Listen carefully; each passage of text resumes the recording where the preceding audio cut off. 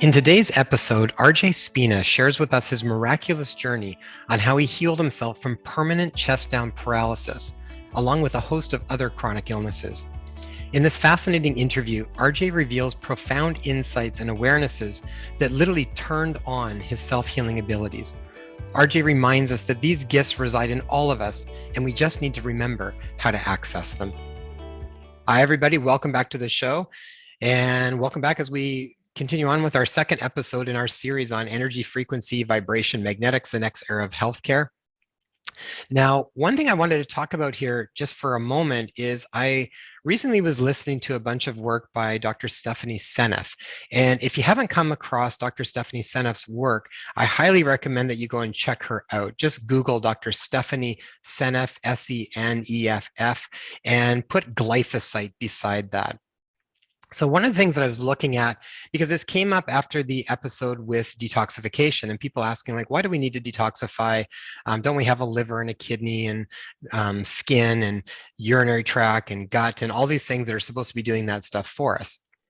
And so as I was looking through Dr. Stephanie Seneff's work, I think what people sometimes forget is the inundation that we are all surrounded in when it comes to things like pesticides and pollutants and all this kind of stuff.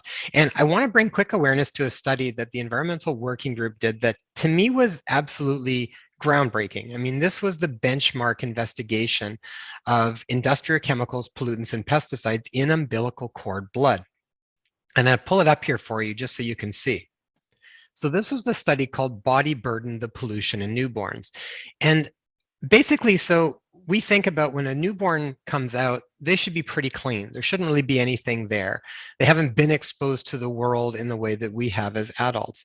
But what they found was, in my mind, completely breathtaking and revolutionary. It let us know that the Environmental Working Group looked at the cord blood of these infants in the study, and they found an average of 200 industrial chemicals and pollutants in the umbilical cord blood of these newborns. So basically, just from exposure, from just what the mom is exposed to, it's already getting there.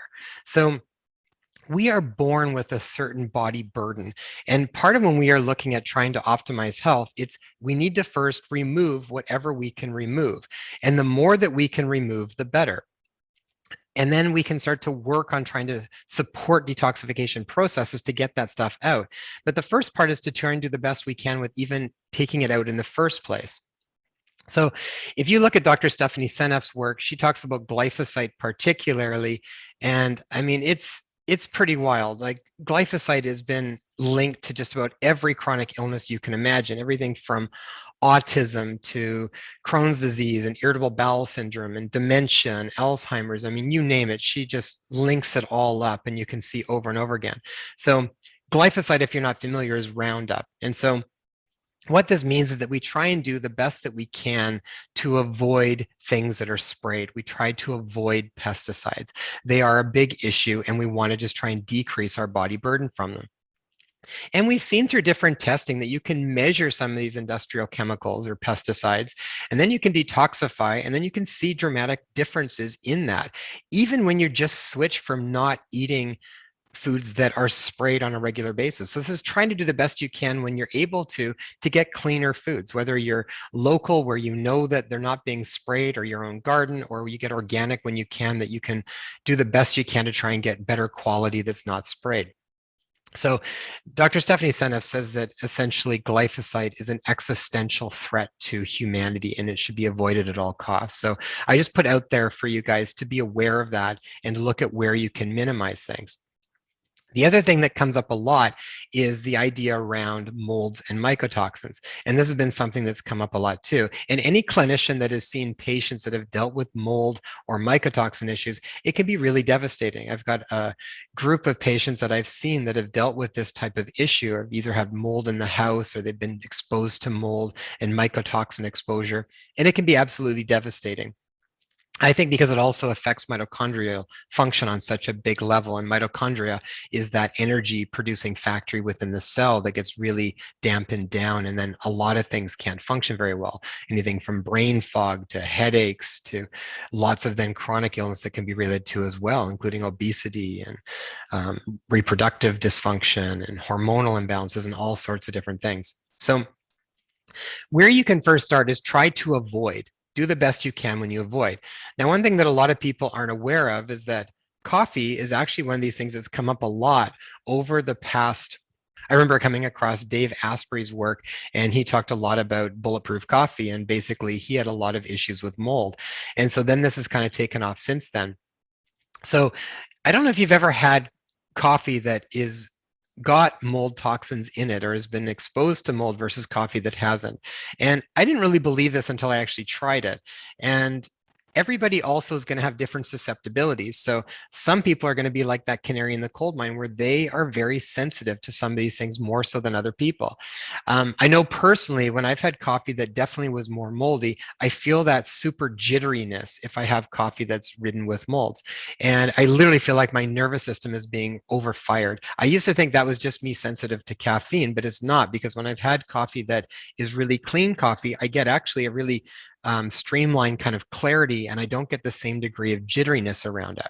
Now, it's not saying that people can't also be sensitive to caffeine or theobromine or some of the different constituents in coffee, but I would implore you to try organically grown mycotoxin free coffee first and see, because there's also a lot of benefits to coffee. So the coffee that I recommend is the Ascent coffee. So check out the website goascentnutrition.com. I'll put the link below. You can also check that in the inspirehealthpodcast.com. You'll see the link for Ascent Nutrition, and check out their coffee and try it out. They also source it from, just happen to work out that they also source it from primarily from farms that are primarily run by women, which I also think is really, really wonderful. The Ascent coffee is from organic farms in Guatemala, and they are lab tested to make sure that their mycotoxin content is absolutely nil. So go and check it out and try it. If you haven't had mold-free coffee, it can be a completely different experience. Check out the link below and just put in the promo code DRLOKEN and you'll get 10% off your order. The other thing that can be incredibly beneficial if you've ever had exposure to mold or mycotoxins, or you're wondering if you have. So if you're dealing with symptoms like brain fog, or maybe changes in mood, you're getting more anxiety or depression, or you've had issues like even concussions and brain inflammation, or just that vitality and energy is just much lower than it used to be. Those are all signs of potentially of mitochondrial dysfunction. And one of the things that I've seen to be incredibly beneficial in trying to optimize mitochondrial function is C60. C60, or carbon 60, is that incredibly powerful antioxidant that scavenges free radicals and lowers oxidative load and can assist with mitochondrial dysfunction. So if you want to check that out, go to C60 Purple Power. The link's below again. Use the promo code DRLOKEN and they will get 15% off your order. C60 from Purple Power is one of the top companies I've seen selling C60. They are lab tested. They use completely organic oils as carrier oils for the C60, and they use third-party labs to measure and actually assess that what is in their C60 is actually there. That's a really important step for a lot of supplement companies. So check them out if you haven't already, and they're both companies that I use myself. Now, in our second episode of our series, we interview RJ Spina. And if you haven't come across RJ, he is absolutely fascinating. He literally had a permanent diagnosis of chest down paralysis, could not feel anything from chest down. Now, for those of you that may be aware of chest down paralysis, that is essentially a permanent diagnosis. People do not usually recover from that. Now, RJ had literally an awakened experience that he says when he actually woke up from the surgery, he actually woke up in consciousness as well. And he said he just knew how to heal himself. It's like he remembered. And he actually told the physicians, everybody else who did not believe him, they kept telling him what he needed to prepare for and how he needed to set up his house and everything to be set for a paraplegic. And he just didn't buy it. He knew with 100% certainty that he was going to heal. And he actually said, I am going to heal within 100 days and I will walk unassisted. And he did. And what he shares with us through this interview is that process and the awarenesses and insights that he came to that literally turned on his self-healing abilities. And what he explains to us is that those are there within every single one of us.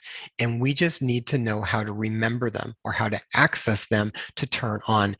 And this is a big part of what this entire series is about. It is these areas of frequency and energy and vibration and magnetics, these things supersede, they are like the blueprint for the physical body. And when we know how to harness that and dial that in, we can dramatically affect the physical bodies in ways that we can't even fathom because we have just not seen it done on a regular basis. We think of these as miracles or miraculous. But what RJ is here to tell us is that they are not miracles. They're actually an innate part of your healing ability, and they are there for everybody to tap into. We just need to know how to tap into it.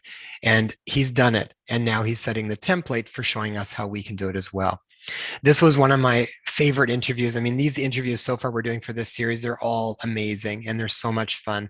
And I feel like I'm meeting long lost friends that are reconnecting because we have these such wonderful conversations.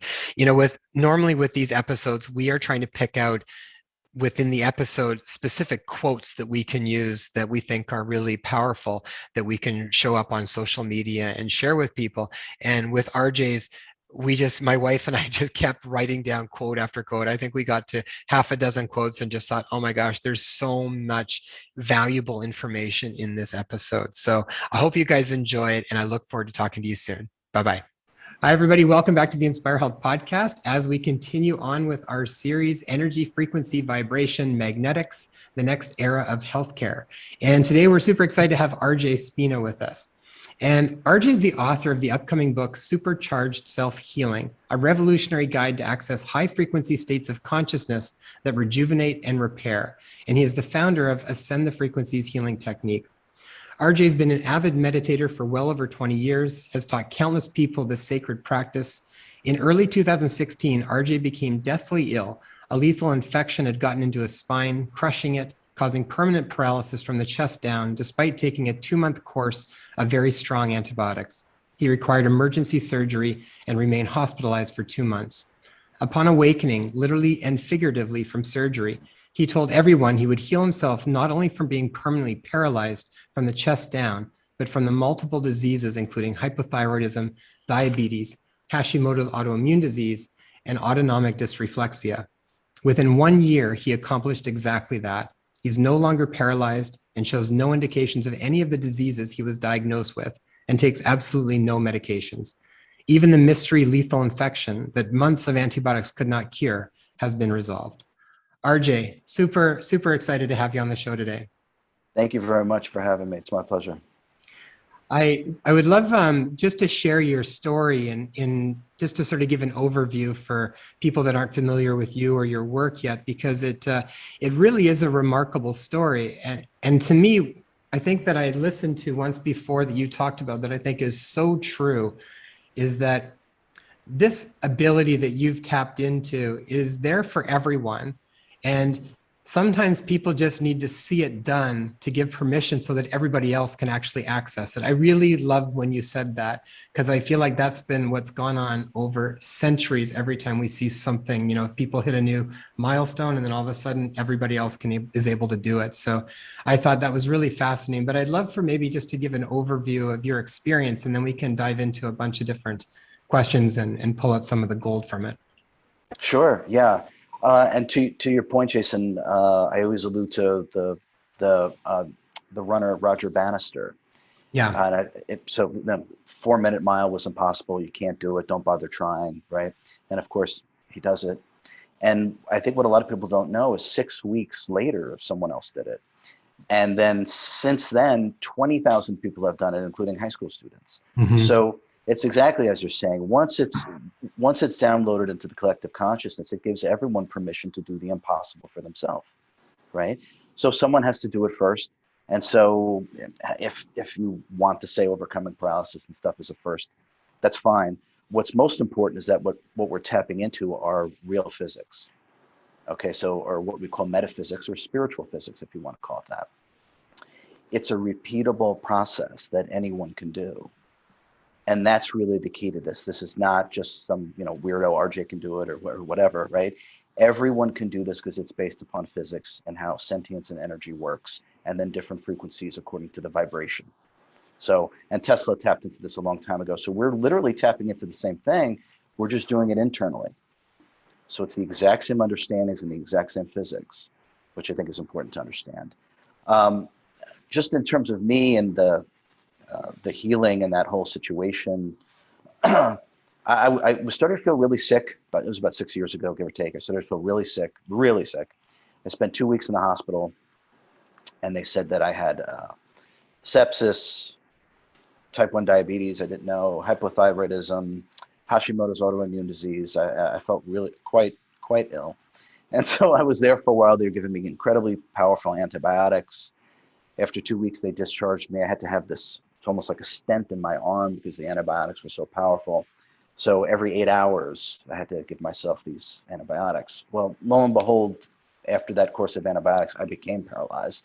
So it didn't take care of the lethal infection of the sepsis. It ate through two of my specific vertebrae, T7 and T8, and got into my spine and actually crushed the spine. And as you know, the spine is almost like a gelatinous. As soon as it's touched, it's permanently damaged. Right? Mhm. The spine itself doesn't have any sort of self-healing mechanism within it. So I was then left with, I was told, permanent paralysis and all those other diseases. And what it might be easier to understand is if I said when I woke up from emergency surgery that all of a sudden I had a download and I knew how to do this. It really wouldn't be accurate. I have always said as a child that if I ever get sick, I'll just heal myself. As strange as that sounds, but I have always said that. If someone would have asked me, okay, RJ, how do you do that? I'm not sure. I don't really know, but I know it's in me. I don't know how to bring it out yet, but I know it's in me. And when I did wake up from emergency surgery, we could say I had literally awakened, and it's like a muscle memory. I remembered everything, and I understood what to do and how to do it, and I explained it in great detail to the ICU nurse, to anyone that was willing to listen at that time. I said, no, I'm going to heal myself. I know how to do it. And a couple of times I would say a few things, and people would just look at me, how could you possibly know that? And I didn't really give an answer because the answer would be even more bizarre than how I got the answer would be even more bizarre as to what the answer is. So, but I said in 100 days, I'll walk unassisted. And on the 100th day, I walked unassisted. It was not a surprise because it's physics. So I knew I would do it. I knew how to do it. And by simply harnessing myself completely with no self-doubt, which sounds difficult, but it isn't once you know how to work with your energy, no self-doubt. I knew it's kind of like setting a GPS, going to a certain location. I knew I was going to get there, so I never doubted it. So I did whatever I needed to do from moment to moment to bring myself to the realization of, oh, I can walk. And so obviously that's, there's no specifics in terms of the mechanics of what I did there, but that was the understanding. The understanding has always been within me as a muscle memory, and then it didn't come back to me until it was needed. Yeah, I love that though, because it's this idea that everything exists within us. We just may not be able to access it all until certain things arise that allow us to be able to access it. Yeah, exactly. Yeah, it was the need. Hmm. It was the need to understand how to self-heal, and because Yeah. the need had arisen, the memory came back. Yeah, I love that. That's it really gives you this feeling like you're kind of cradled a little bit. Like everything we need is ultimately there. We're taken care of as long as I think as long as we have that sincere desire and need for what it is. And then I do ultimately, I mean, I know we find that in our lives all the time. Sometimes you don't know the answers to thing until you really need to, and then all of a sudden it surfaces. That is so true, and I call that grace. Mhm. And it was so interesting because I was experiencing, authentic cosmic consciousness. I knew what people were thinking. I knew what they were feeling. I knew what they were just talking about before they came into my hospital room. I was just deeply, deeply connected with authentic cosmic consciousness. And at the same time, I was completely and utterly helpless. I couldn't move. I couldn't do anything. I had no control or function of my body. I couldn't feel it. And the juxtaposition between those two things, to be so deeply connected in a way that's beyond words and to be completely and utterly physically helpless, I felt like I was completely carried by the grace of God. There's no other way to say it. There's nothing I could do for myself, absolutely nothing. But yet I was experiencing, things that we read about in books about cosmic consciousness. But I felt the entire time, just as you said, I literally felt grace. I felt it flowing through me. I knew I was going to be okay. I mean, we're inside of God. We're inside of Source. I mean, where are we going to fall to? Where are we going? We're always in that embrace. And this experience brought me the tangible recognition of that. Wow, it's Yeah. beautiful. You know what comes to mind with that? I remember reading a book a long time back called Tuesdays with Maury. And it was about a person that was going through ALS and was gradually deteriorating. And at the end of it, he was in a place where his body, he was literally like a complete infant again. But he was able to be in this place of almost complete surrender, where it's like he was physically completely helpless, but outside of the physical helplessness, there was this knowingness that he was like literally like cradled, taken care of. I can't help but think of an infant when they are like with their mom, right? And they're nursing and they're completely helpless. But at that moment, they do feel like they are ultimately probably complete. Exactly right. And that state of being, that is real. That is absolutely real. I never had a worry or a doubt, even though there was nothing I could do for myself. I knew that I was going to be okay, and I knew that I was being taken care of by something way beyond and something way greater than me. And it's the truth. And for those that have that experience, it's absolutely unforgettable. There's nothing like it. Wow. You mentioned the new physics or the real physics. And we just had a conversation that's part of this series with Dr. Amit Goswami and his partner, Valentina Onosor. And Dr. Amit Goswami is a quantum physicist. And so he's written a number of books in this world. And he's basically talking about a quantum way of looking at healthcare. And it's very much in line with the way that you speak about it as well. So maybe though, just to give some foundation for people, one of the things you mention in your book is you talk about that energy, frequency, and vibration are literally at the core of everything. And I'm wondering if you can break down from your perspective, what do we mean by energy, frequency, vibration? Yeah, okay. Yes, great question. So I'm glad you asked that. Okay. Mhm. So frequency, okay, is simply an assignation of energy. Okay, that's the easiest way to look at what a frequency is. So just like I was going to grab my phone. Our phone operates on a certain frequency. Our television operates on a certain frequency. The microwave on a certain frequency. The X-ray machine on a certain frequency. So frequency is simply an assignation of energy. It's energy occupying within a certain bandwidth or frequency. So that's what a frequency is. Energy is essentially the nature of all existence itself. So everything is actually energy. And I realize we experience things as solid or physicality, but that's just because we're in the slowest, densest frequency. So things are moving so slow that they actually give us the experience of physicality, hence the physical universe. So the origin of everything is actually vibration.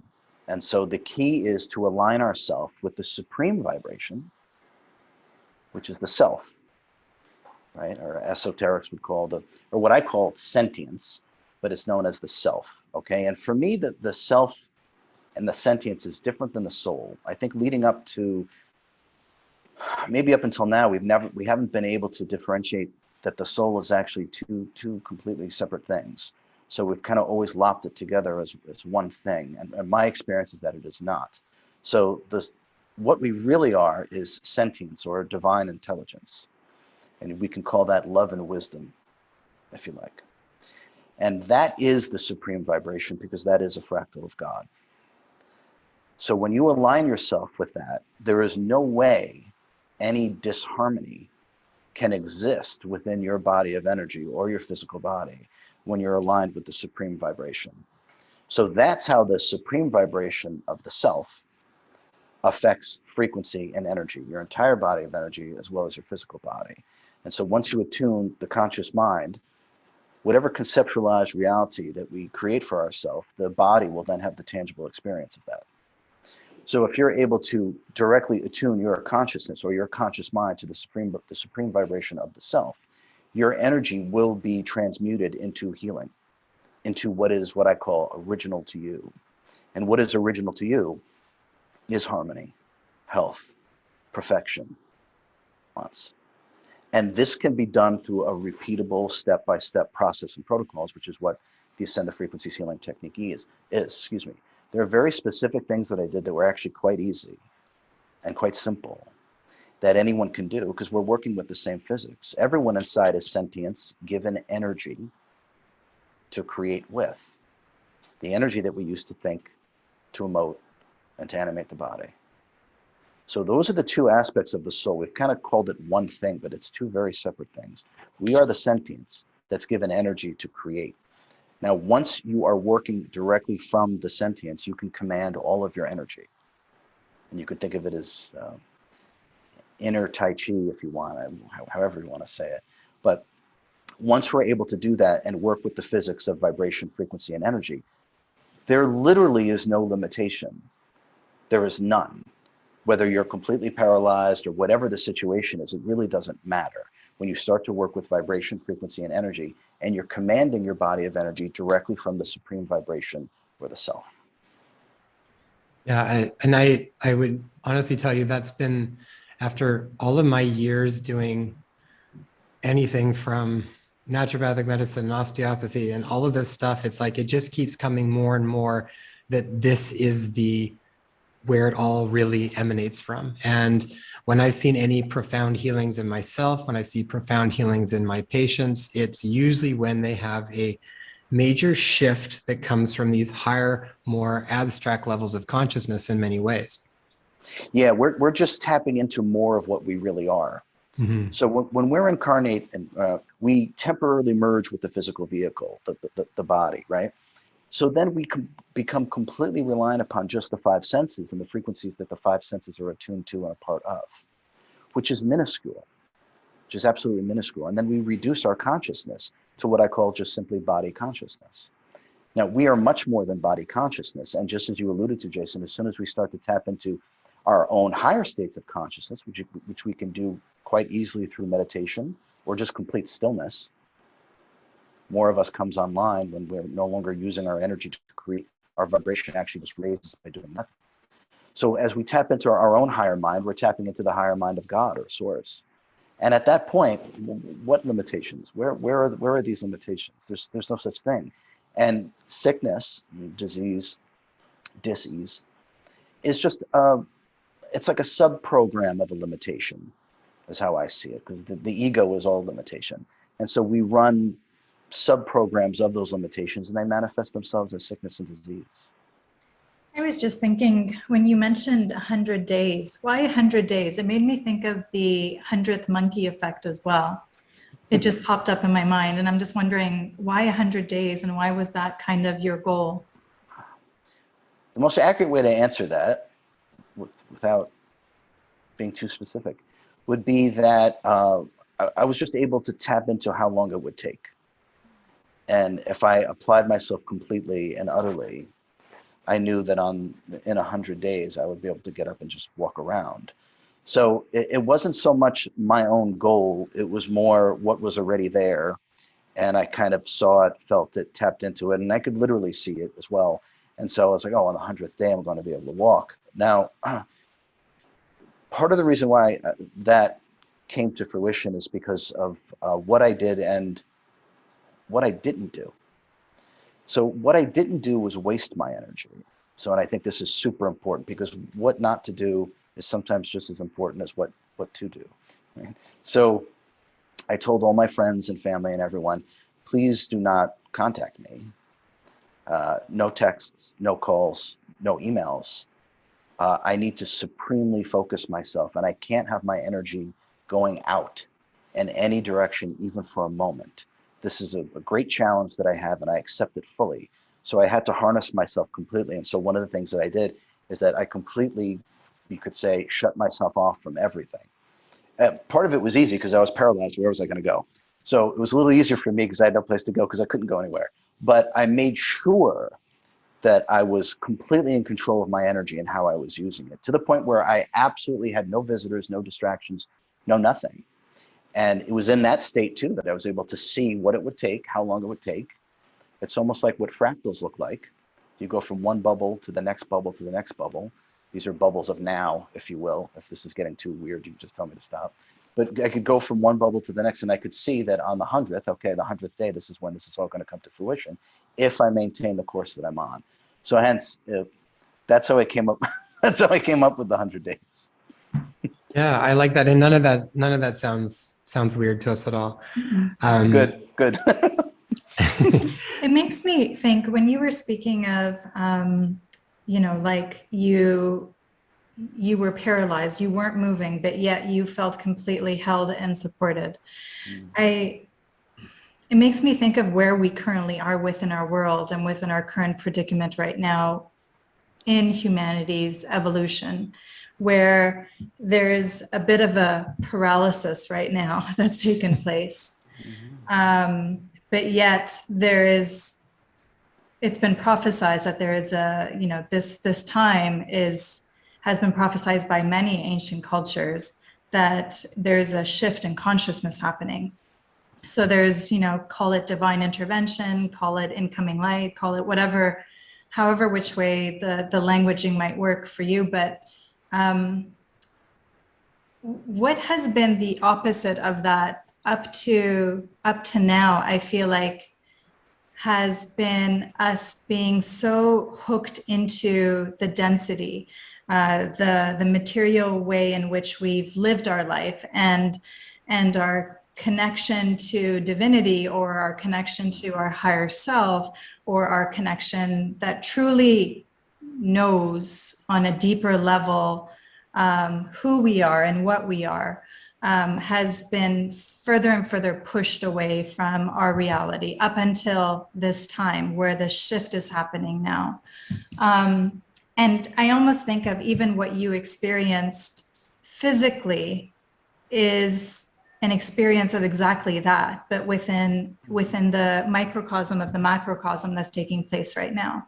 And when you're speaking of your experience, it keeps making me think of just where we are on a global level, and what we are going through and what we're moving through. Yeah. Wow. Okay. There's a lot. There's a lot we can comment about that. That was very insightful. There's a couple of things we could talk about in regards to that. The first thing I would say is that our consciousness can no longer evolve through beliefs. We have reached a saturation point with that. So this is part of this great shift that you were talking about, that we're all experiencing, this great shift in consciousness, because we can no longer learn about ourself, the sentience, the essence, through beliefs. That has been exhausted. In fact, I would even say that was supposed to end 2,000 years ago, by the way. So this has been gestating for quite a while. So what we have to do is to go within. Everything that we've believed in, obviously, right, it's falling apart, right? Because it's supposed to, because we can't evolve anymore through beliefs. So now we have to learn through experiential systems of understanding, right? Which is the going within, which is a great parallel to what you were just talking about with the paralysis and what's going on. So I didn't pay attention to anything that anyone said, not the specialists, not the doctors, not the experts. And these were all kind, well-educated, compassionate people that wanted the best for me, right? But they were so limited in terms of their own beliefs, their concepts, the so-called knowledge, which is just justified beliefs, by the way. So they were completely limited by that. I didn't take any of that in because I was told it was impossible. So instead, I went in, right? And lo and behold, my results are completely different. It's not a coincidence, right? So we've reached a saturation point. Consciousness can no longer evolve through beliefs. And also, these things are cyclical. Consciousness evolves in a cyclical nature. These are called yugas, if you're familiar with the term yugas, which is, we think of timelines, but it's really consciousness that just goes in cycles. And then from a human perspective, we attribute time to that, right? But it's kind of like a flower blooming, right? Then it starts to die, and then it disappears again, and then it blooms again. We're just simply in a cycle right now in terms of our own consciousness, where we are blooming. And so for it to bloom, all the old beliefs must die away, right? And we do literally have to go within. It's not some spiritual woo-woo or what. It's physics. It's the truth. This is how things actually work. They don't work through mental concepts. They work through the tangible recognition of what is. We cannot use mental concepts like beliefs, ideologies. We have to put the toys away. We cannot evolve using those things anymore. And so my healing, just as you said, is sort of maybe even a microcosm or a snapshot of that. I shunned everything that I was supposed to do, did the exact opposite, and I got miracle results. It's not a miracle. It's physics. We have been incredibly miseducated and overly medicated. Mm-hmm. And it's time for that to stop. Yeah, I love that, RJ. Mm-hmm. And, you know, in a conversation we were having just the other day again with Dr. Goswami, one of the parts that came up around that was when we were talking about being able to access different states of consciousness. And what he actually said was one of the biggest deterrents is the reasoning and logical mind. It's like the fact that we get so sort of ground into our beliefs around what we think is right, what we think is wrong, all of these types of things and that is the thing right now that is so relied upon, so coveted, and so honored is our ability to follow the quote unquote science or the whatever. I mean, there's a lot of different conversation around that.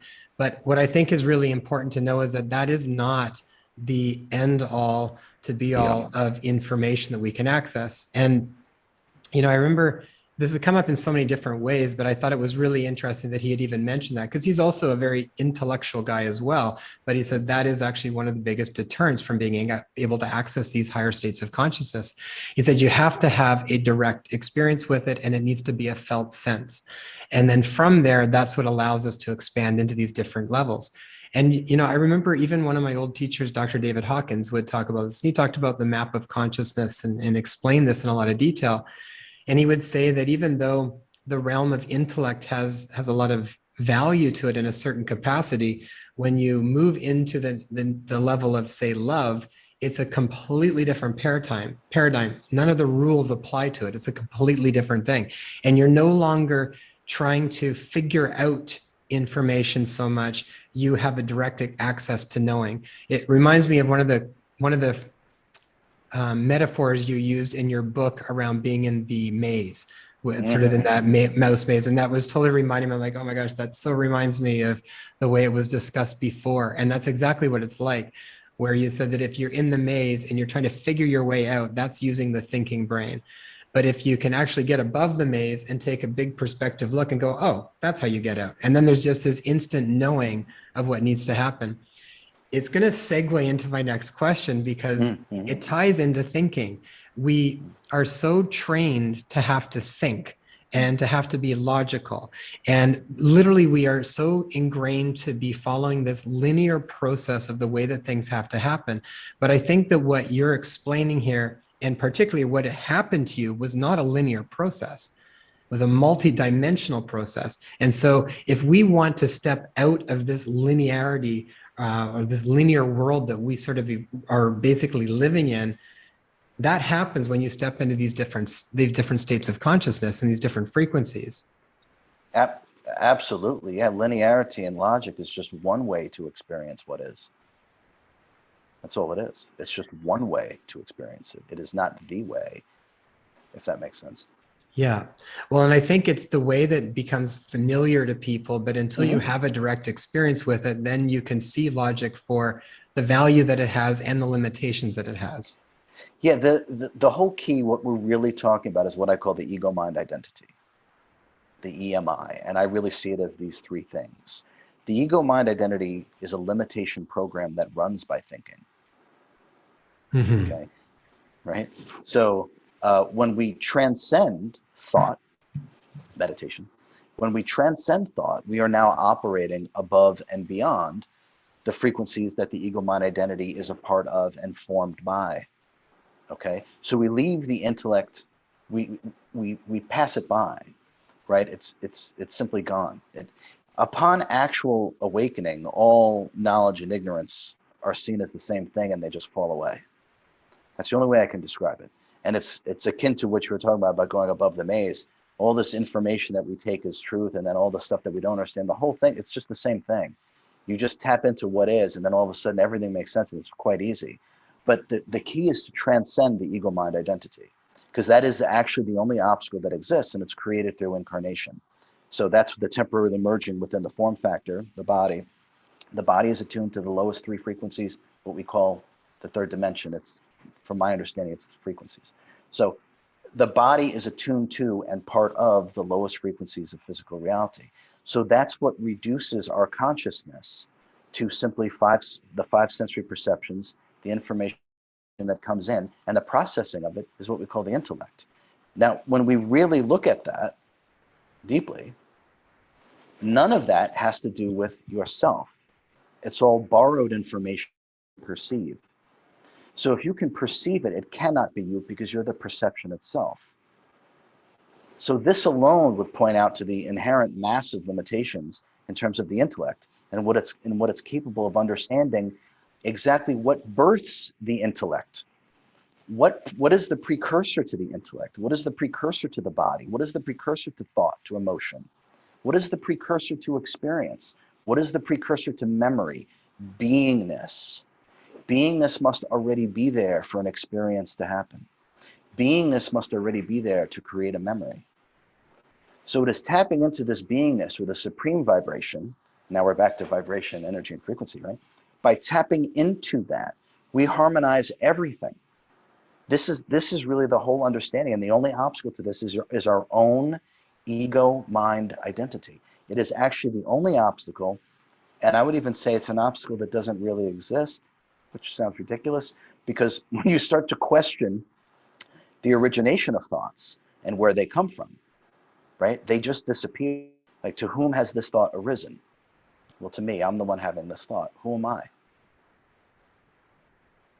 The mind just goes blank because the who is an illusion. It's a reactionary paradigm based upon sensory perceptions. It's not a real who. It's the fake character that I like to say. This is what the ego mind identity is. If we're not ready or willing to challenge our beliefs, then we are essentially the warden of our own prison. Yeah, beautifully put. Mm-hmm. So ego mind identity. So I guess that then brings to, so where do you begin the process of starting to dismantle the ego mind identity so that we are able to tap in more directly to sentience? That's right. We have to start somewhere. Yes. Okay. So I like to call these things magic tricks. Okay, because it is real magic, because magic to me is the accessing and manipulation of energy that is outside of physical sensory perception. So it just seems like magic, but we all do magic all the time. So one of the things that I teach people to do is a very simple magic trick. If we want to override the limitation program of the ego mind identity, it's very simple. Pretend that you just arrived here. No past, no future. Mm-hmm.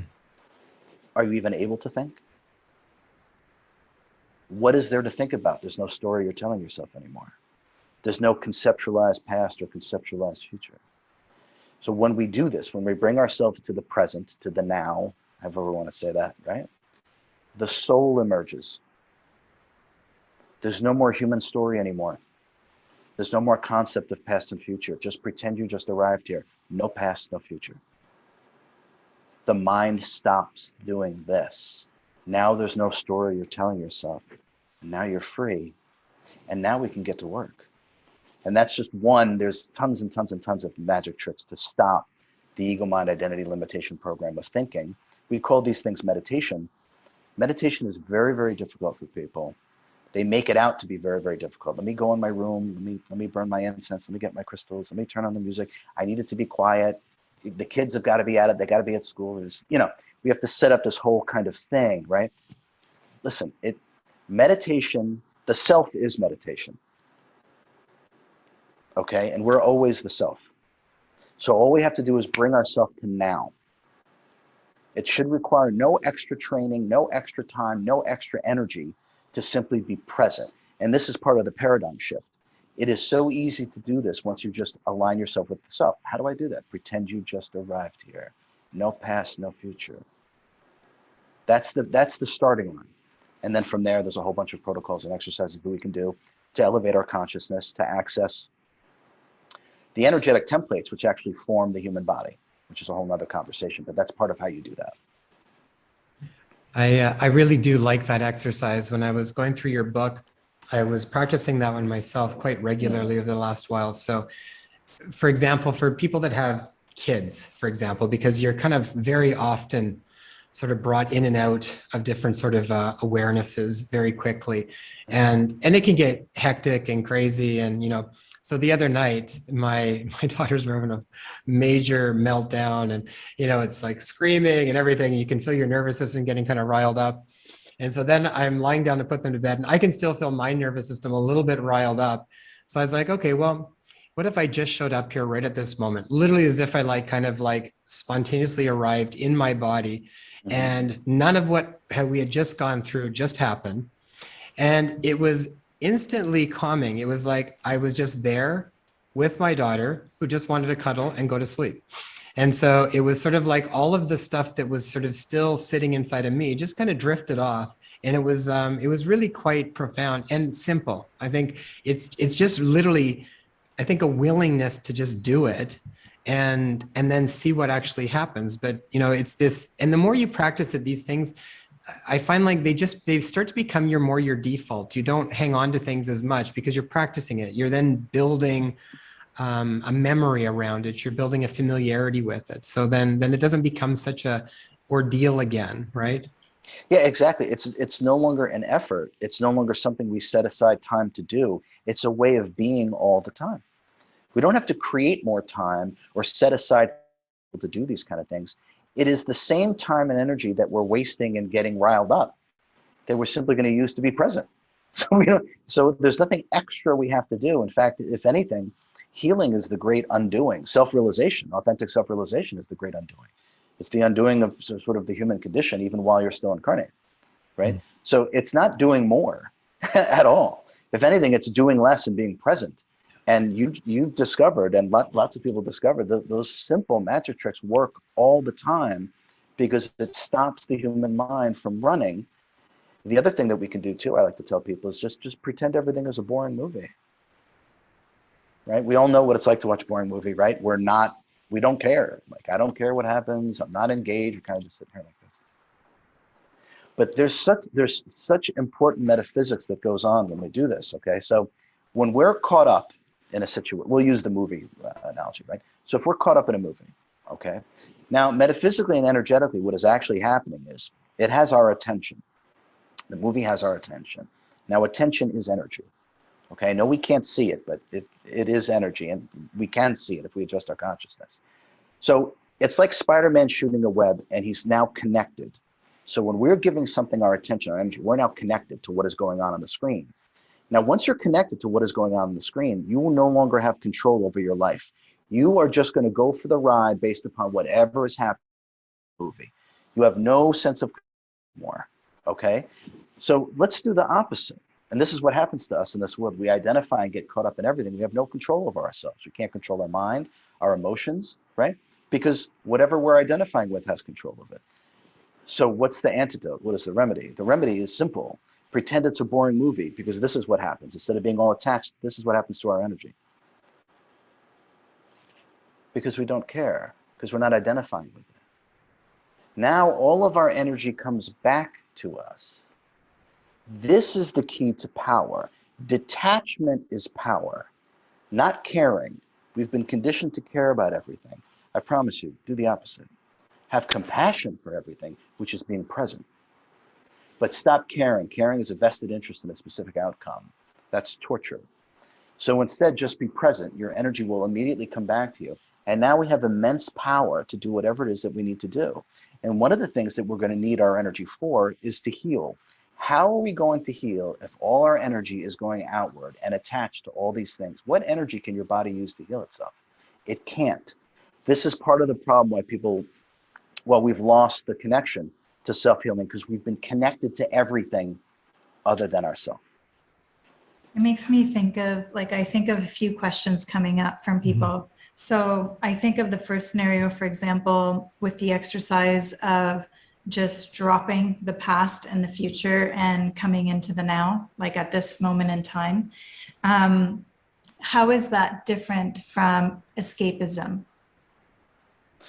Escapism is a denial of self, a denial of what is going on. We're not denying anything. Mm-hmm.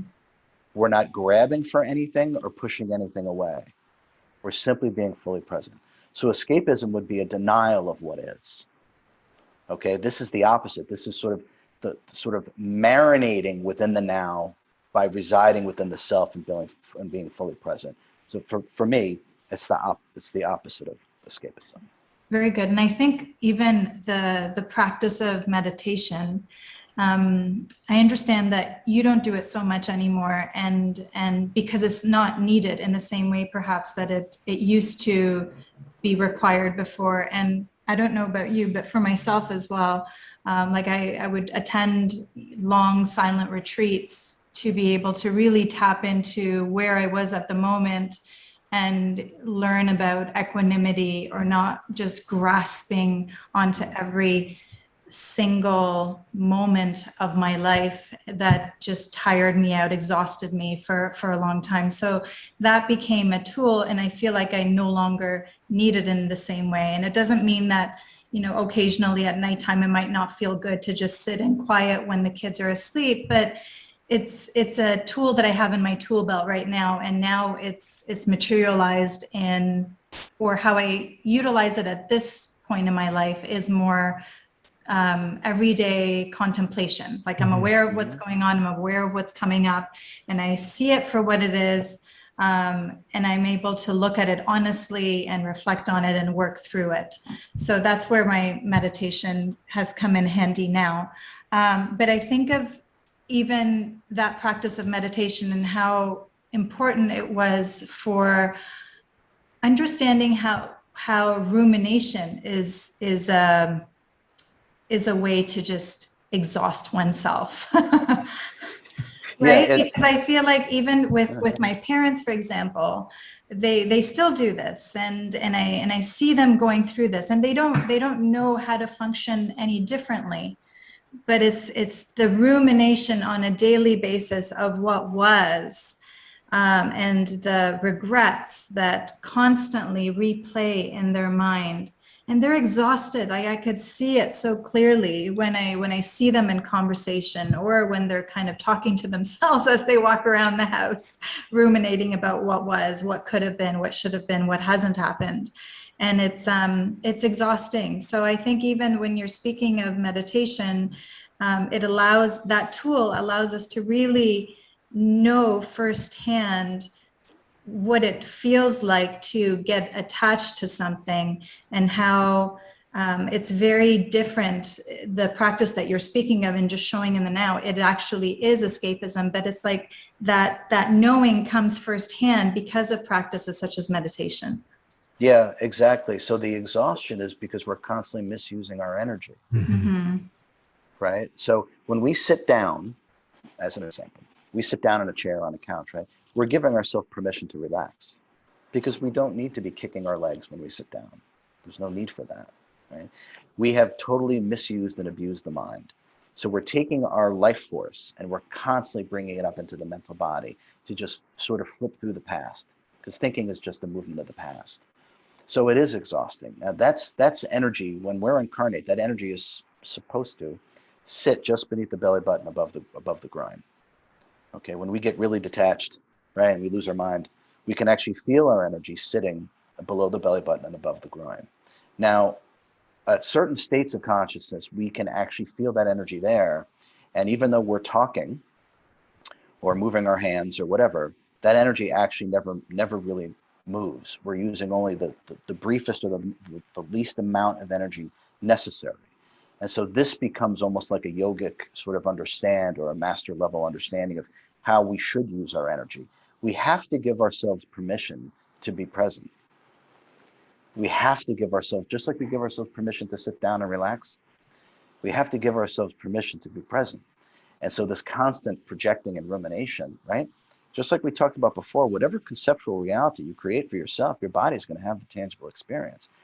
All disharmony comes from disharmonious thought patterns. That's where it comes from. So until we start to learn to be present and do these little magic tricks, right, which instantly brings us to now, instantly calm, instantly centered, which, by the way, is the gateway to the parasympathetic state in terms of self-repair and self-healing, right, just by being present. So This is really the key. So we have to learn how to be present and control our energy. That, in a lot of ways, is the toughest part for people, because the rest of the protocols and teachings are so easy. You're just using your energy, you're tapping into what is. But it's the nonstop freight train. We're always in a reactionary paradigm. We're reacting to everything, and reaction is another word for stress. We have to give ourselves permission to simply be present. That's it. And in terms of thinking, the overuse of thinking, another way to look at this is that we've been having this nice conversation, right? Now, all the unusual stuff that we're talking about, this and that, right? We're able to understand every word that we're saying to each other without thinking. I just want you to sit with that for a second, because this is quite profound. Mm-hmm. Mm-hmm. So we have been communicating this whole time on a fairly high level of things, and we haven't had to think once to understand each other. What does that really say? Understanding occurs when you don't think. Right? Now we're starting to tap into the understanding of the higher consciousness, the sentience, what we really are, and how things really work. I like to say to people, as funny as it sounds, if you ever find yourself thinking, stop. I don't care what you're thinking about, stop. Because thinking is just the movement of the past. Okay? We don't need to think. And in fact, we'll take this a little further. Since I'm rambling as it is, we'll take it a little further. From a higher consciousness perspective, when I look at a human being, psychologically speaking, they're nothing but memory. That's all that's there. Identifications. Identification with this experience, identification with this piece of information, identification, whatever, right? It's just memory. That's the only thing there. That's all it is. And thinking is just the movement of that. And we take the past, project it into the future over and over again. This is a limitation program that has nothing to do with the self, with the beingness. And as we just realized, we can have the highest level communication between each other. And we don't have to think to understand. This is key for human beings to realize. Stop thinking and you'll actually start to understand yourself and everything else. Don't think, because as soon as you think, you're going to bring all your identifications, all these so-called knowledge, beliefs, ideologies. This will just put you in a state of delusion and confusion. There's no liberation, there's no happiness, there's no healing in any of that. There's no joy in that. There's no love in that, right? It's simple to stop. And that's why I do the magic tricks, right? Pretend you just arrived here. No past, no future, and all that goes away. Sorry for the ramble. No, I love it. No, I think that's great. Yeah, that's well, great. and it brings up a question around thinking as well. So, and it's kind of like a chicken or an egg thing. So given particularly where I think of it in sort of the Western world, where it's like, I really do feel like things are set up for so many people in a way that they are on such a hamster wheel that it's like, for them to kind of stop, everything's going to fall apart. So it's almost like life is set up in a way that they're having to, plan and think and organize and all of these types of things to such an ongoing level that it's actually difficult for them to step back and actually sort of say, well, if I stop planning or thinking or organizing all of these things, everything's going to fall apart. What I'm wondering around is, do they need to loosen their schedule to be able to actually do that, or do they start the practice and then from the practice they find that those things start to shift around or priorities shift? Or can you be totally present in a world like that, or does something have to give? Well, what will give is the stuff that doesn't resonate with you. And so right now we're so out of resonance, we don't even know what that is. Yeah, exactly. Right? Okay. So we cling to everything. Yeah. We cling to our lifestyle. We cling to being busy. We cling to the ego is the currency of this world. Okay. And so when you start to align yourself with yourself, the things that fall away were never true to you anyway. Right. So we only lose what we hold on to. So if you don't hold on to anything, you don't lose anything. What you'll discover is that everything is freedom. that everything comes after freedom, because it's the nature of the self. And so it's the return to freedom. And when you start to feel the freedom within you, so many things that you thought were important and you cared about, they just won't be important to you anymore. You just won't care anymore. And it's time for those things to be gone. That's Yeah. really the point about this. It's about freedom, and we have to own our own mind, not be in the reactionary paradigm of the ego mind identity and its limitation program. And just by being present, it's the start of everything. It's the start of elevating our consciousness and doing all these meditations in the book that take you to realms.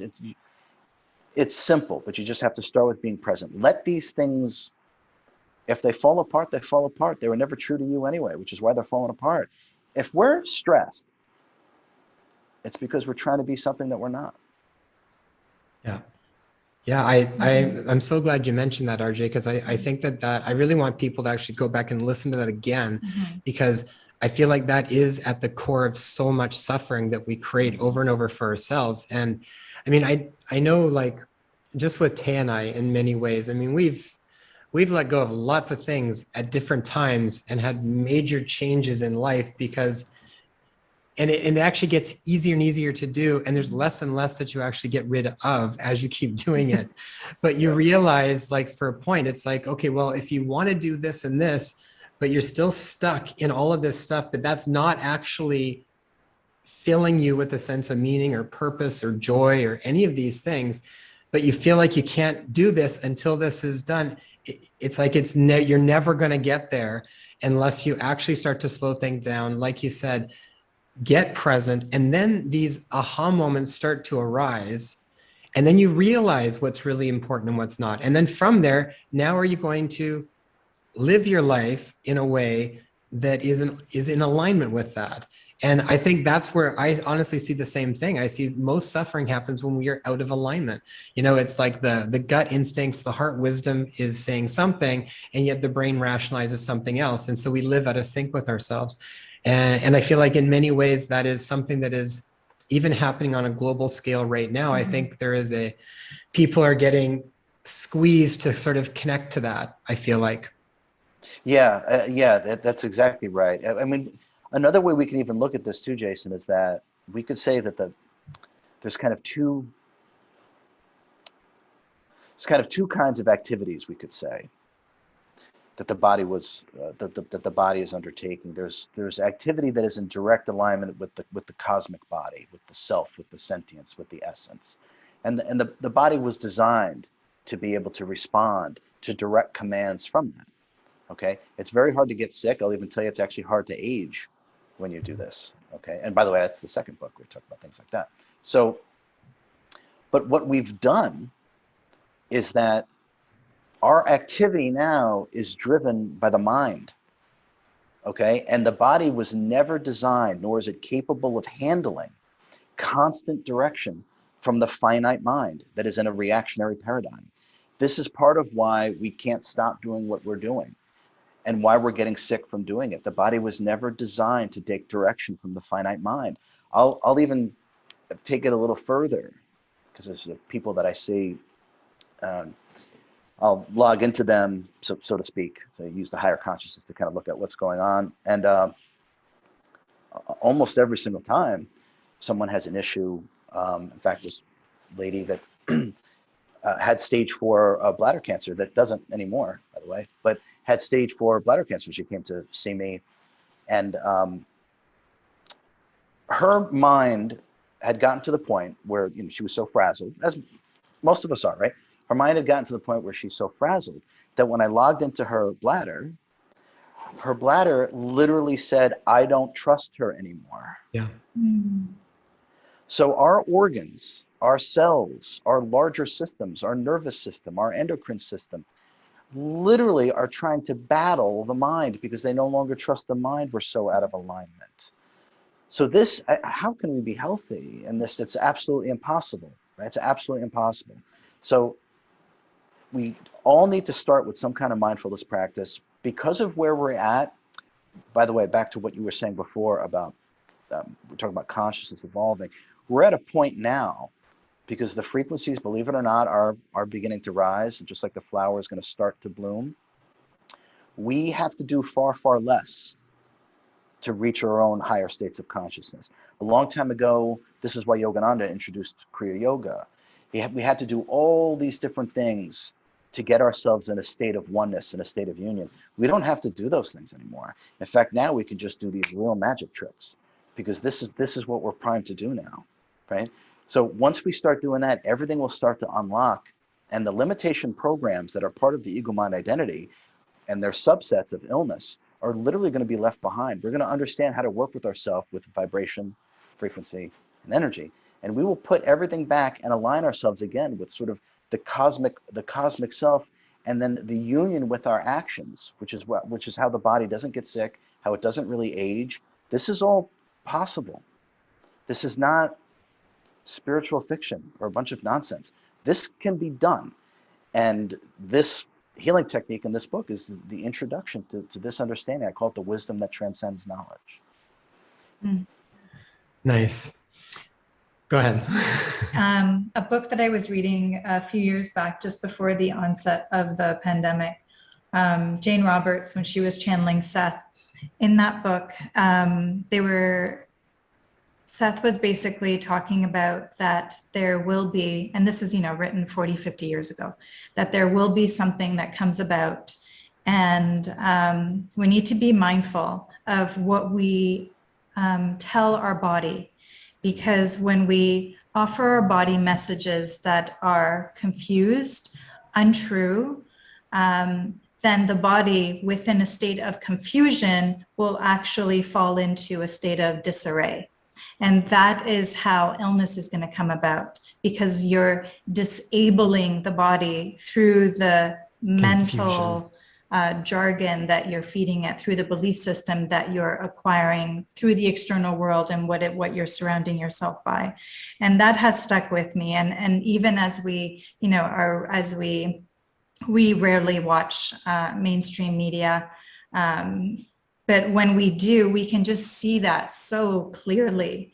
And I know for me personally, it makes me feel icky. Like there's a feeling of like, I'm going to vomit, because that's my body's intelligence telling me, like, literally, don't buy this garbage.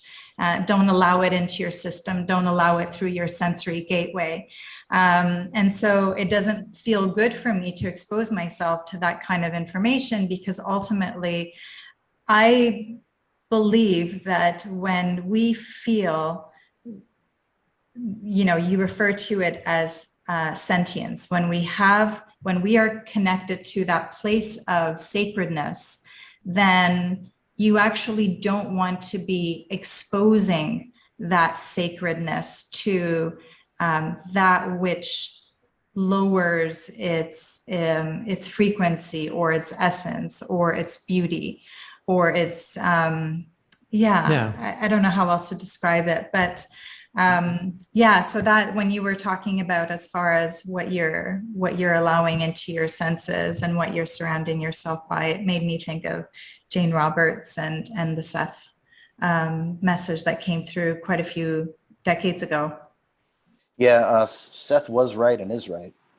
So absolutely, and how I say it is that whatever conceptualized reality we create within our mind, the body will have the tangible experience of that. Mm-hmm. That is how it works. It's not woo-woo, it's physics. That's what happens. The body just responds to the mind. That's it.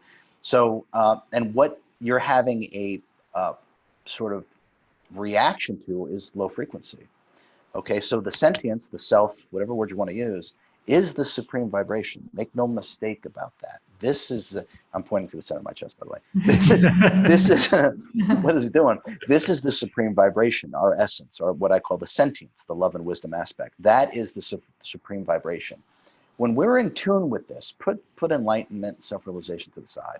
When we're simply in tune with this, okay, because it's such a high vibration, just like what's happening to you, you literally have this tangible, abhorrent reaction to low frequency. You don't even want to engage. When we take a shower or a bath, whatever, we don't want to immediately jump in the mud and get dirty, right? We want to stay clean. We want to stay pure, Okay. And this is part of what you're experiencing. You've done work on yourself. You've realized so many things that now when you encounter low frequency, you literally have a reaction to it.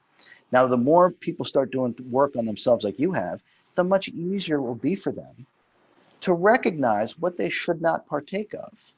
It's very simple. But if they're not sure how to do that yet, and that's okay. All right. We have not been taught properly. Well, now we're going to change that. So one of the ways to just do it automatically is pretend everything is a boring movie. So what's going to happen is the soul emerges, your intuition, your inner knowingness is now online. It has to be online because the ego mind identity is not present. So you're not going to confuse yourself. You're not going to get manipulated. You're not going to get coerced because you have detached. And now you'll be able to know what works and what doesn't work on an intuitive level. And people say, I'm so out of tune with that. Just start doing it again. It'll come back. It's you. Mhm. It's you. It will come back. Just detach. Everything is a boring movie. You'll know who to talk to. You'll know what to say. You'll know what not to say. You'll know what to eat, what not to eat. Okay. Another analogy that we can use for this is think of a submarine.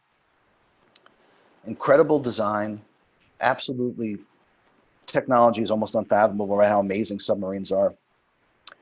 But think about it. As soon as they take anything in from their environment, they break down. They falter. They sink. They don't work anymore. We should all operate the same way. We are designed with absolute divine perfection. The moment we start identifying and taking things in from this realm is the moment that we're going to start to destroy our body of energy and our body. And it starts with the mind by taking things in. So be the submarine, take nothing in. Take absolutely nothing in, and you will run at a very high level. Yeah. I know we're still going here for a bit, but I have a couple questions if that's okay, RJ. Sure, yeah. Hawkins was talking about that. Yeah, so I wanted to just mention Right. when you were talking about the mind and what you hold in mind is essentially what will display Manifest. itself and manifest in the body. And I remember Dr. David Hawkins would say, I'm an infinite being. I am not subject to that. I am only subject to that which I hold in mind. And I run that through my head regularly when I come across anything. And that's where I feel like I've healed myself in many ways from, I mean, I was a bubble boy. I had chronic anaphylaxis and chronic allergies growing up to so many things. I mean, I couldn't eat raw vegetables. My mouth would swell up and my throat would close up. And now I'm juicing like, organic carrot juice and stuff that I never used to be able to do before that would have put me in the hospital. And it's been through a knowingness that those limitations were not me. Mm. And really it was just, and even as I say it, my whole body, I can feel kind of get goosebumps and almost welled up a little bit. It's almost like what RJ was talking about with muscle memory. Like when you speak of muscle memory, that's how I think of it, right? Like there's this inner knowing that you're connecting to. And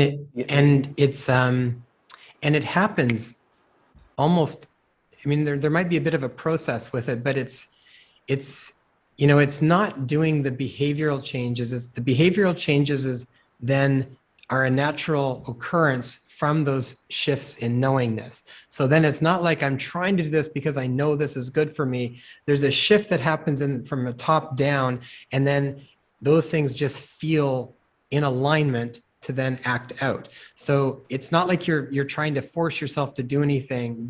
It actually feels very natural and very inspired most of the time. But it was just this feeling of knowing that limitation, it could not possibly be a part of what my actual reality is. It just didn't make sense to me. And then there was a knowingness that arrived around that, and then those shifts that just started to take place. So so coming back to what you hold in mind, I was brought up in a way where it's like, oh, you've got allergies. You have to be careful of that. So, oh, you have an allergy to this. So you got to be careful of cats. You have to be careful of dogs. You have to be careful of hay, whatever it might be. And after one point, it was just sort of like enough. Like it was enough. That can't be my reality. And then it was like, without really doing anything other than just coming to that awareness, it just stopped showing itself up. I mean, there might still be some residual a little bit here and there that still is processing, but I mean, like 90% completely changed over the years. And, you know, I can take my kids and go into a barn and let them ride horses and not be worried that I'm going to have an asthma attack and end up in the hospital. So it really is quite astounding how powerful and real that type of healing is. It's the only healing. Yeah. Only the truth heals. Yeah. Yeah. Well said. Yeah. And I'm very happy for you, by the way. You've gotten over all that. That's wonderful. Congratulations. Oh, thank you.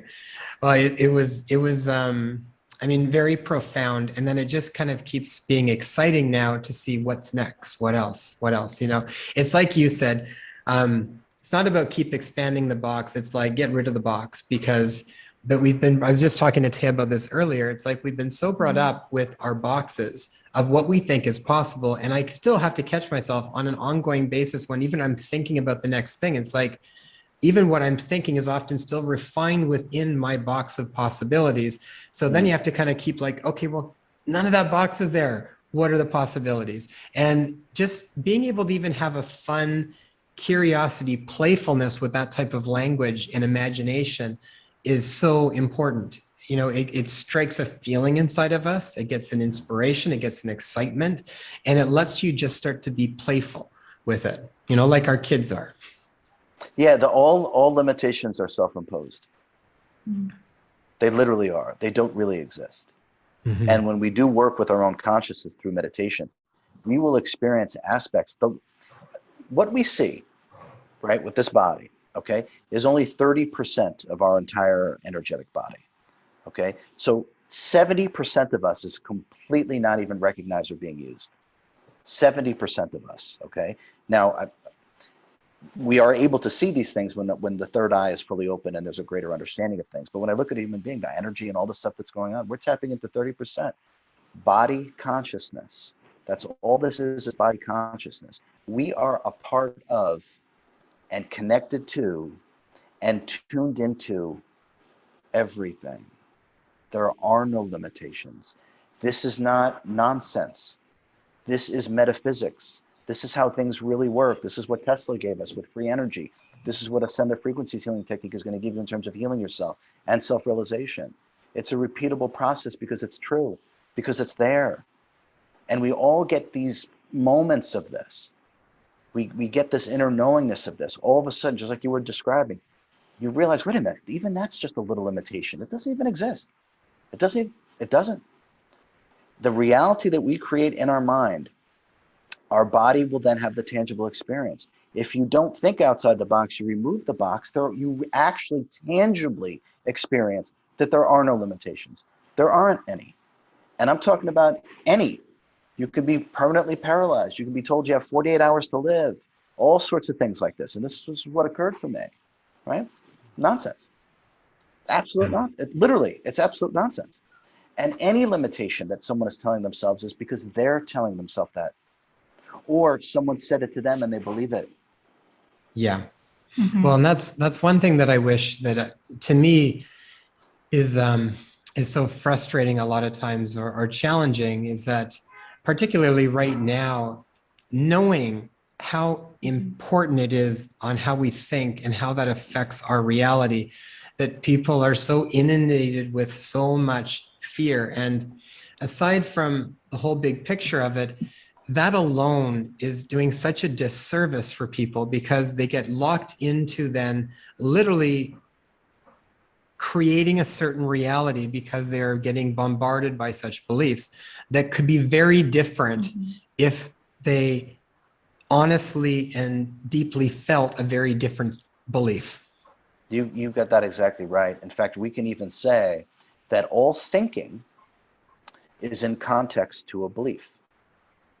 So what I call beliefs, ideologies, concepts, and so-called knowledge, they're all the same thing.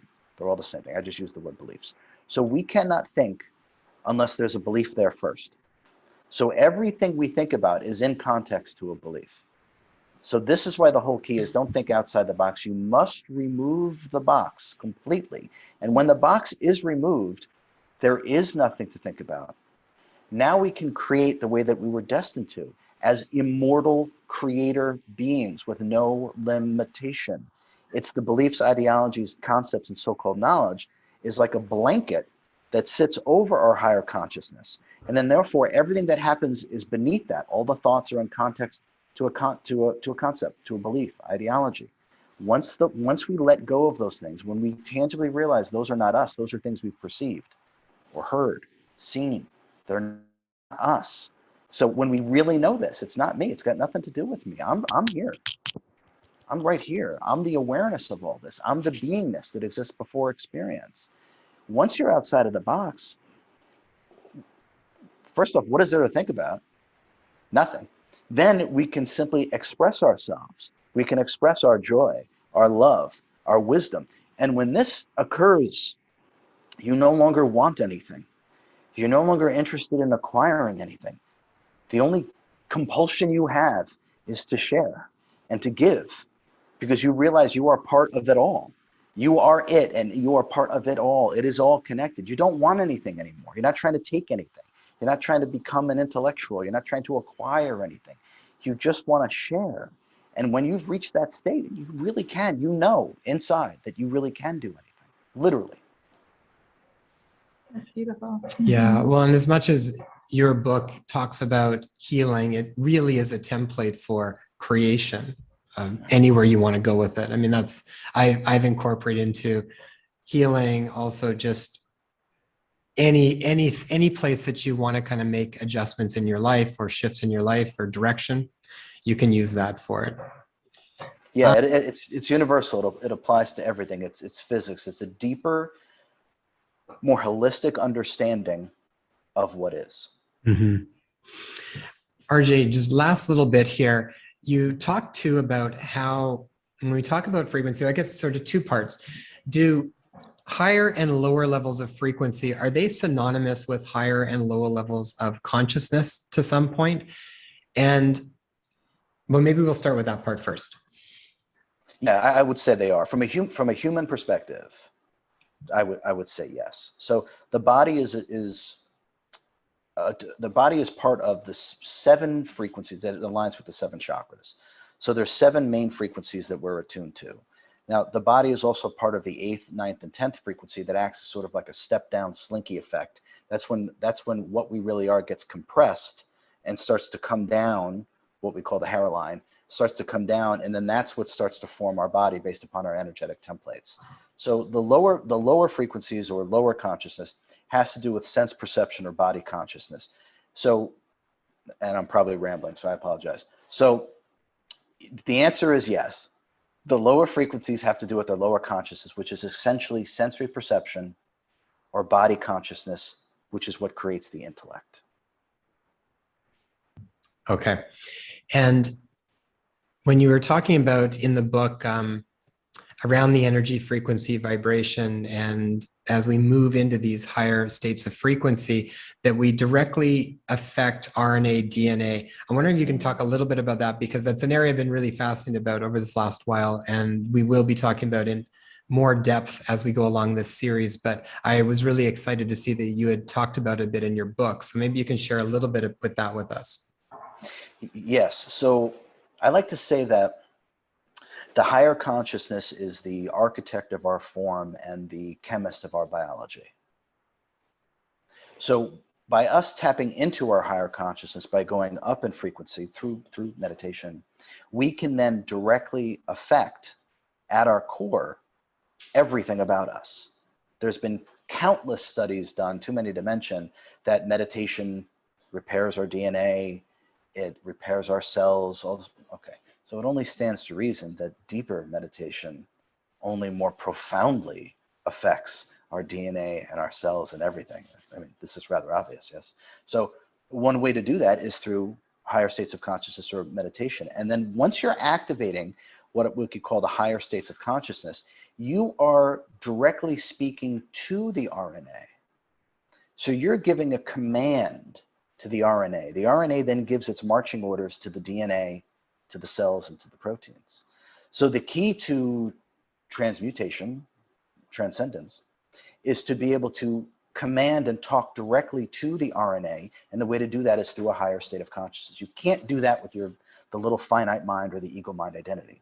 So we do have to be, we'll call it an altered state of consciousness if you want to call it that. But upon practice, you can do it even like this. Like, you don't have to go off in a room for 40 minutes and do it. In the beginning, you may have to, and that's okay. But then eventually you'll be so connected to everything, because it's kind of like you keep cutting through the backyard over and over in the exact same place. You wear out a path. You become instantly connected to these things. So this is possible, I promise you. So then you're able to access these things all the time. You don't have to say, I'm going to go for 2 hours and meditate to try to command my RNA. You can eventually do it sort of at will. So the self-healing is something that we can do all the time. But to go back to, you have to go to a higher state of consciousness where the self or the sentience can give the command. How I say it is a command. You give a command directly to the RNA, and the RNA then gives the marching orders to the DNA, the cells, and the proteins to repair. And the command that you can give the RNA will be based upon whatever vision that you have for your own health. So for myself, my main, at least in the beginning, my main area of interest was unparalyzing myself. Because of course that's impossible. Well, no, it isn't. Of course it isn't. So that was the focus that I was working on in the very beginning. Was I would go to a higher state of consciousness, and I would command the RNA to start making changes, to start putting itself, repairing itself, putting itself back together. Tell the DNA, tell the cells, tell the proteins, because it's just like a domino effect. So when you give a command from your own higher consciousness, sentience affects energy. Okay, it's why we spell words, right? So it's a spell. So we are putting a high vibrational spell on our own RNA, DNA, and cells by commanding it to do what we're telling it to do. Now, I know we've been conditioned to think that's impossible, but that is just a thought. It is not impossible. Oh, and everything I've been looking into is actually completely possible and very exciting. And this is where I think we're moving. And I tell you, RJ, there's something that feels really comforting inside of me and my own source connection, sending messages to my RNA, as opposed to that maybe coming from other places. So just from my own perspective. Yeah, yes, I completely agree. There's nothing more beautiful than owning our own mind, because it's unlimited. It really is. And we must own it completely, which means we have given up beliefs, concepts, ideologies. We've dropped the reactionary paradigm, and now we can own our own mind. And as an immortal creator being with no limitation, it means just that. We are an immortal creator being with no limitation. So this is the gateway into what is next. You've been keen on it. You've known it. This is why you're doing these podcasts around this. You feel this within yourself, because it's the truth, and because this is the direction that we're going in. And by the way, it is inevitable. It is absolutely inevitable. So there's no point going kicking and screaming. We might as well enjoy it and embrace it and work with ourselves in a much more holistic fashion. Yeah, I love it, RJ. Any last words to the audience as far as just where we are currently, words of support, wisdom, insights for anybody at this point in time? Everyone gets to evolve in their own way and in their own time. And we have to allow that process. As much as we want to shake somebody and wake them up, when they're ready, they will start to wake up. So allow everyone the same freedom that you've been given to evolve in your own way and in your own time. And I promise you, eventually, everyone will get there. Eventually. Some are ready to do it right now. In fact, if you're probably listening to this and watching this, you're probably ready right now. There are those that aren't ready. That's okay. It's not we're better, they're worse, they don't get it, we get it, okay? They will wake up in their own way and in their own time. Support them on their journey. Don't force it, okay? None of us like to be forced to do anything, right? It impedes freedom. So and it just causes resistance. Yeah. So it's exactly right. It causes resistance. So give yourself permission and give other people permission to evolve in their own way and in their own time. and give yourself permission to heal. No matter what you've been told, no matter what the prognosis is, give yourself permission to heal, because that's the only opinion that matters is your own. Beautiful, RJ. Thanks, RJ, where can people learn more about your work? I think your book, I know I got a pre-release copy of it, but I think that your book's coming out, I believe, in November. But where can people sign up to your email list, get your information so they can connect with you, know your courses, your books, all that kind of stuff? And Yes. maybe just a little bit about your upcoming book, because we'll definitely have to connect up to talk about that too. The book comes out November 8th, superchargedselfhealing.com. The best place to go is superchargedselfhealing.com, and you can register there. And when you register, you get a free guide to some of these magic tricks that I allude to. It's a great start for people because they work instantly, as you were talking about. So superchargedselfhealing.com, you can register. If someone is really desirous of working with me now, they can go to ascendthefrequencies.com, and you can just send me an email. My email is rj@ascendthefrequencies.com. So if you want to work with me now, send me an email. But go to superchargedselfhealing.com, register, get your free guide, and we'll keep updating everyone on the book launch and the online course that's going to go with it. Awesome. We're going to have those links at the bottom of these videos as well, so people can just look below and tap on them. RJ, absolute pleasure, my friend. Thank you so much. It's been my pleasure. Thank you very much. You two are wonderful. Thank you so much.